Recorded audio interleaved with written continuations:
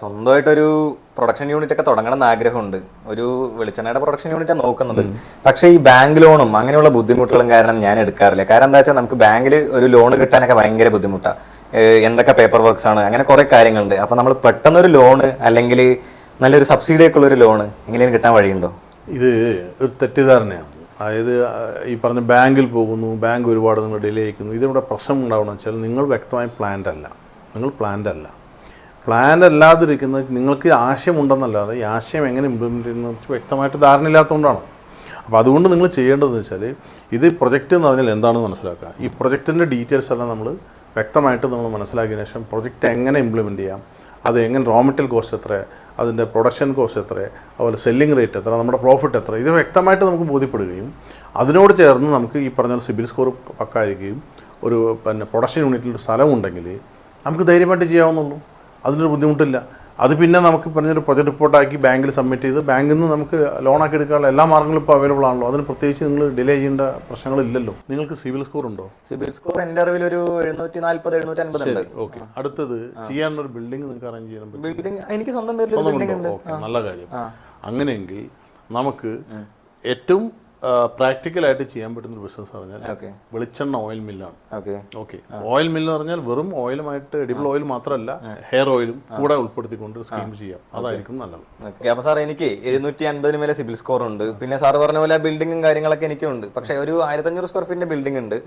അപ്പോൾ അങ്ങനെയാണെങ്കിൽ നമ്മൾ എന്താ ചെയ്യേണ്ടത്? അപ്പോൾ അടുത്തെന്ന് പറഞ്ഞാൽ നമ്മൾ ഈ പറഞ്ഞ ഒരു പ്രൊജക്ട് റിപ്പോർട്ട് ഉണ്ടാക്കണം. നമ്മൾ ആദ്യം സബ്മിറ്റ് ചെയ്യുന്ന അഗ്രി ഇൻഫ്രാ ഫണ്ട് എന്ന സ്കീമിലാണ് ഏറ്റവും അനുകൂലമുള്ളത്.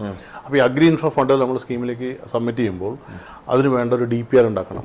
അതിൽ ആ DPR ഉണ്ടാക്കിയ കൊട്ടേഷൻ വേണം.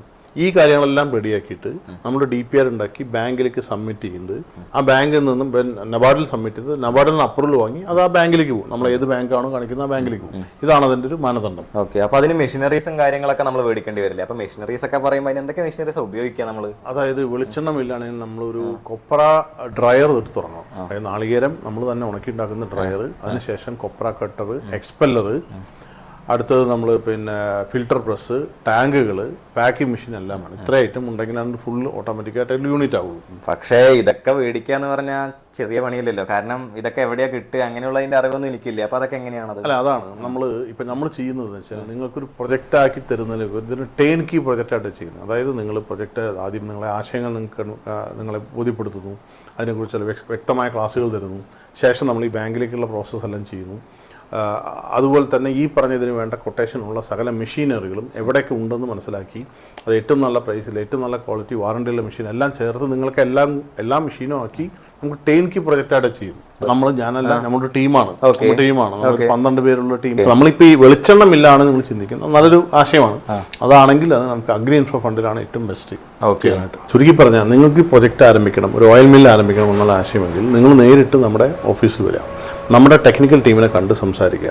അവരിതിൻ്റെ ആശയ വ്യക്തത വരുത്തി നിങ്ങൾക്ക് ഇതിൻ്റെ കംപ്ലീറ്റ് മെഷീനറിയും കാര്യങ്ങളും അതിൻ്റെ പ്രോസസ്സും അതിൻ്റെ പറഞ്ഞാൽ തന്നെ അത് എങ്ങനെയാണ് അതിൻ്റെ മാർക്കറ്റ് ചെയ്യുന്നതും അതിൻ്റെ പ്രോഫിറ്റബിലിറ്റി എല്ലാ കാര്യവും നിങ്ങൾ എഡ്യൂക്കേറ്റ് ചെയ്യും.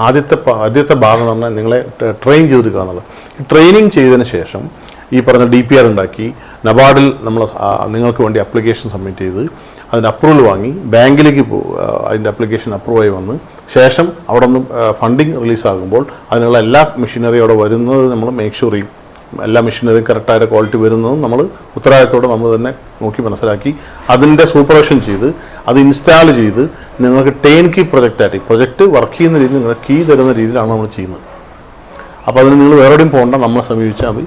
നമ്മുടെ കോൺടാക്ട് നമ്പർ ഉണ്ടാവും. ഈ നമ്പറിൽ നമ്മുടെ ആളുകളെ വിളിക്കുക. നമ്മുടെ ഓഫീസിലുള്ള പിന്നെ മാനേജേഴ്സിനെ വന്ന് കാണുക. അവർ നിങ്ങൾക്ക് എല്ലാ ആശയങ്ങളും വ്യക്തമായിട്ട് ചെയ്തു തരും.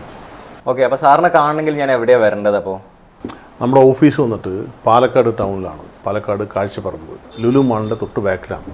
അപ്പോൾ NH നമുക്കൊരു 150 മീറ്ററാണ് നടക്കാവുന്ന ദൂരമുള്ളൂ, അടുത്താണ്. അപ്പോൾ നിങ്ങൾ നേരിട്ട് വരാം, അല്ലെങ്കിൽ നമ്മുടെ നമ്പറിൽ കോൾ ചെയ്തിട്ട് അവരെ ബന്ധപ്പെട്ട് അവരും അങ്ങനെയും വരാം. എല്ലാ കേരളത്തിലെ തമിഴ്നാട്ടിലും കർണാടകത്തിലൊക്കെ എല്ലാ സ്ഥലങ്ങളിലും ആളുകൾ വരുന്നതാണ്.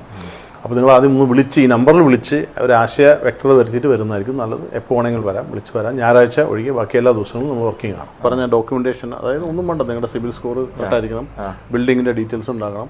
അതുകൊണ്ട് നേരിട്ട് വന്നു കഴിഞ്ഞാൽ ഒറ്റ സിറ്റിംഗ് ഒരു ഫസ്റ്റ് ഡേ തന്നെ നമുക്ക് വ്യക്തത വരുത്തി പിന്നെ നിങ്ങൾ വരേണ്ട ആവശ്യമില്ല. പിന്നെ കാര്യങ്ങളെല്ലാം പ്രൊജക്റ്റ് അവിടെ തന്നെ എല്ലാ ഭാഗങ്ങളും നമ്മൾ ഇവിടെ നിന്ന് സപ്പോർട്ട് ഉണ്ടാവും.